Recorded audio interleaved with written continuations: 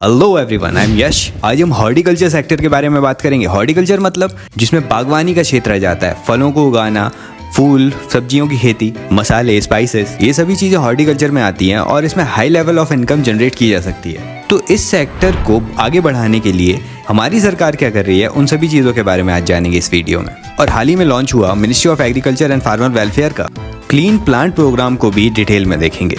चलिए lecture start करते हैं। Subscribe this channel.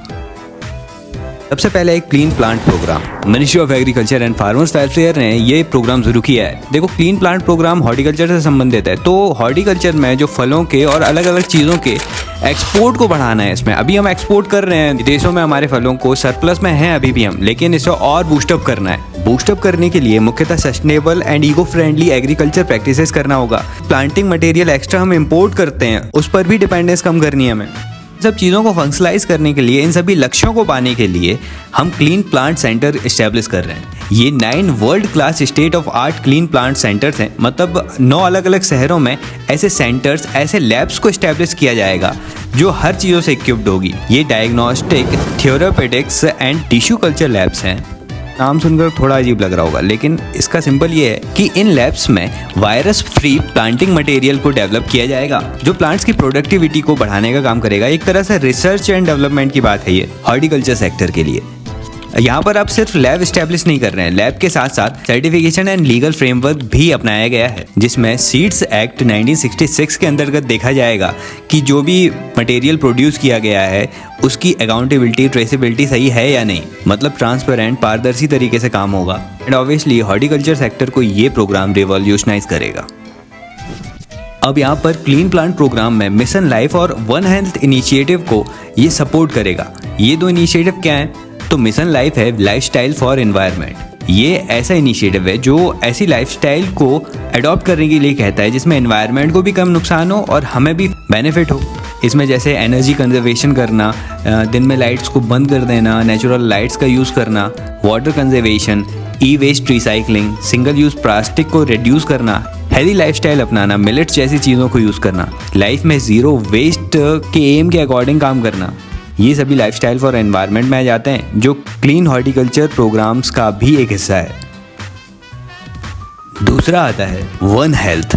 ये वर्ल्ड हेल्थ ऑर्गेनाइजेशन का इनिशिएटिव है। इसमें वन हेल्थ में ये कह रहे हैं कि हमें इस तरह से काम करना है कि environmental health, human health, animal health, इन सभी पर्सपेक्टिव को ध्यान में रखते हुए काम करना है ताकि हमारा भी डेवलपमेंट होता रहे और एनवायरनमेंट और एनिमल्स को भी कभी हार्ड ना हो, उनकी हेल्थ भी अच्छे से रहे। क्योंकि ऑब्वियसली ये तीनों चीज़ें, animal health, environmental health, human health, एक दूसरे से पूरी तरह से इंटरकनेक्टेड हैं, इंटरलिंक्ड हैं। एक क्षेत्र में प्रभाव हुआ, जैसे एनवायरमेंटल हेल्थ डैमेज हुई, तो ऑब्वियसली उसका प्रभाव ह्यूमन एंड एनिमल हेल्थ पर भी पड़ेगा। तो ये दोनों एस्पेक्ट्स भी क्लीन प्लांट प्रोग्राम में कवर हो रहे हैं। चलिए अब दूसरी स्कीम की बात करते हैं। गवर्नमेंट ऑफ इंडिया की स्कीम है, ये सेंट्रली स्पॉन्सर्ड स्कीम है, mission for integrated development of horticulture. इसमें हॉर्टिकल्चर सेक्टर के vegetable, root and tuber crops, mushroom, spices, flower, aromatic plants, coconut, cashew, cocoa, bamboo, इन सब चीज़ों को बूस्टअप किया जा रहा है, इनके प्रोडक्शन को। इसकी कुछ सब स्कीम्स हैं, जैसे national horticulture mission for north east and Himalayan state, national horticulture board establish किया गया है, coconut development board, central institute of horticulture Nagaland में इस्टेब्लिश है। तो इन सब इनिशिएटिव के थ्रू इस मिशन में प्रोडक्टिविटी बढ़ाई जा रही है। इसके अलावा है चमन इनिशिएटिव। ये है coordinated horticulture assessment and management using geo informatics. तो इसमें ऐसा है कि sample survey methodology, remote sensing technology या रिमोट सेंसिंग सैटेलाइट्स के थ्रू जियो स्पेशियल मैपिंग की जाती है और उसके अकॉर्डिंग डेटा कलेक्ट करके प्रोग्राम्स का इम्प्लीमेंटेशन होता है। अगला इनिशिएटिव है horticulture area production information system, HAPIS।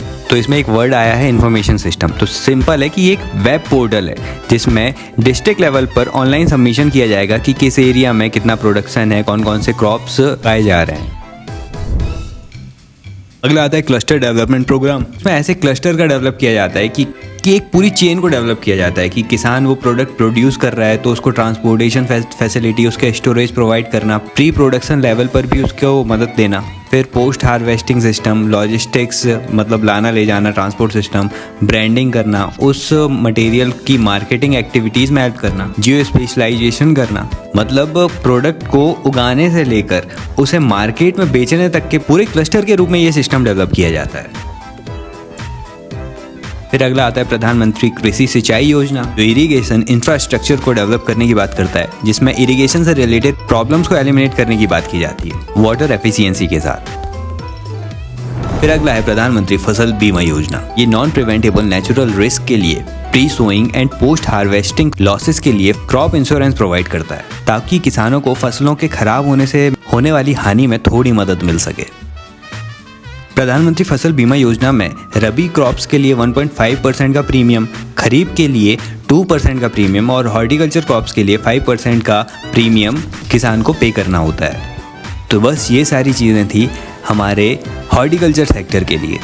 तो वीडियो इन्फॉर्मेटिव है, ज़्यादा से ज़्यादा इसे शेयर करें, सब्सक्राइब कर लें चैनल को, पहली बार आ रहे हैं तो। ऐसे इन्फॉर्मेटिव वीडियोस आपको मिलते रहेंगे। Thank you.